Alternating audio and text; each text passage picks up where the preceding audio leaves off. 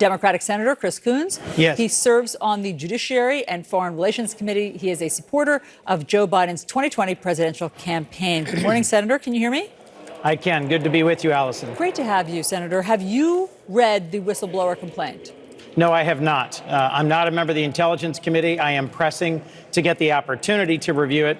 I think it is significant that today both acting DNI McGuire and the Intelligence Community Inspector General Atkinson will be appearing before the Intelligence Committees. But you have read the transcript of the phone call. Yes, that President I have. Trump. Okay, and your reaction, please.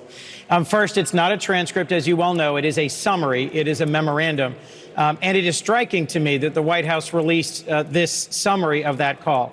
It seemed clear to me that President Trump said to President Zelensky, I'm asking you a favor, and then specifically raised whether or not President Zelensky and his new administration in Ukraine would assist with an investigation into President Trump's leading opponent for the presidential candidate next year. This is striking, Allison, that we have a president of the United States on an open call with the president of Ukraine, a country that has faced 5 years of withering attacks from Russian-supported separatists and who was eagerly awaiting hundreds of millions of dollars in aid from the United States that had been suspended.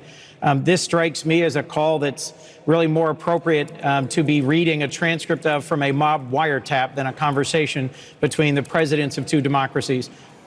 You say it's striking to you that the president released it. I think it's striking to a lot of people that the president released it. And so, I mean, since that's such a different tactic than the usual stonewalling that Democrats have faced from the White House, do you think it's something that your Republican colleagues in the Senate did that changed the tactic of the White House? I do think there were a number of Republican senators. I spoke to Senator Graham on the floor yesterday. Obviously, we saw Majority Leader McConnell join with Minority Leader Schumer in passing a unanimous resolution that the whistleblower complaint ought to be advanced to the intelligence committees. I do think there were signals sent by strong supporters of the president that he should come forward with this information because they were confident it would show nothing. In reading this memo summarizing that conversation, I see a there. I see very clear evidence of a new president eager to receive assistance from the United States, and the president of the United States saying to him, do us a favor, and then later saying, meet with my personal attorney, Rudy Giuliani, who is not a representative of the State Department, the Defense Department.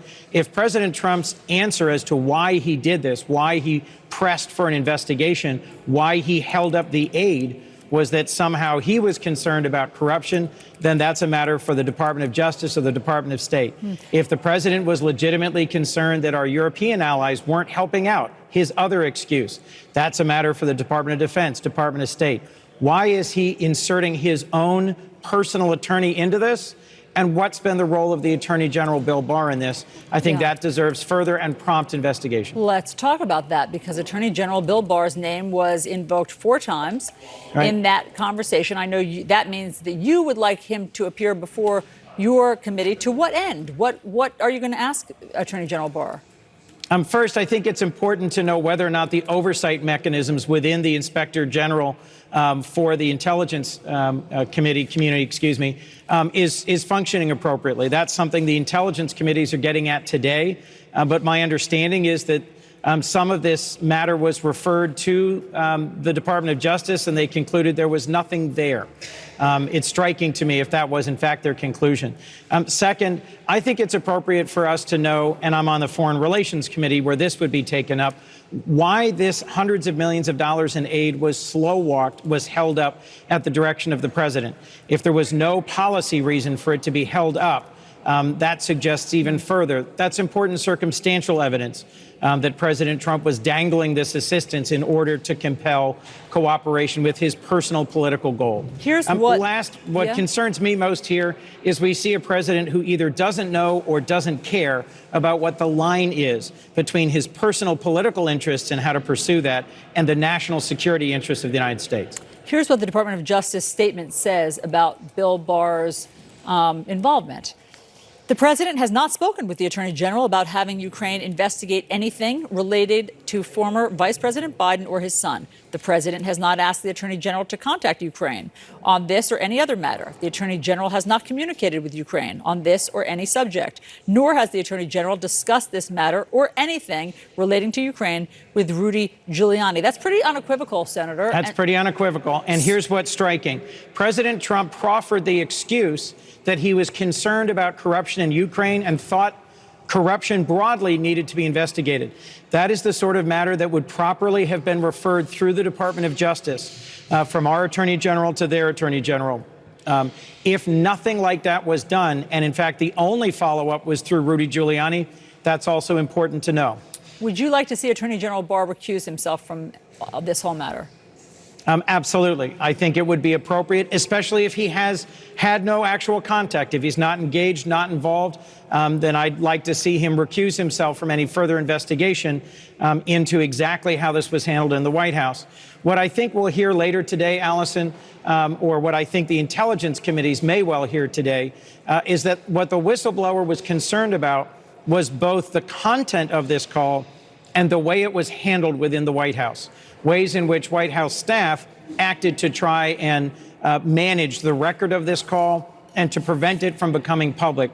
That process within the White House is what I think is going to end up being a central concern right alongside our president blatantly asking for the help of a foreign government in interfering in our 2020 elections against his strongest rival for the 2020 election, Joe Biden. I mean, in fact, the Washington Post today reports that information about communications between President Trump and foreign leaders was transferred to a separate and different computer network from where those communications are normally stored. Right.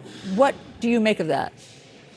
Well, that's another intriguing detail that I think the Intelligence Committee today will be getting more information about. This is why I think it's appropriate for there to be an investigation into these details. Unlike the matter that Robert Mueller investigated for a long period of time, where it was somewhat opaque, it was hard to get to the bottom of it, what was actually discussed, who was actually at the meeting, this is recent, this is clear, and there was direct involvement by the President of the United States in seeking the engagement of the president of a young democracy under attack by Russia in ways that would help his 2020 election. This is much clearer, and intriguing developments like that, I think, suggest why this merits prompt investigation. Senator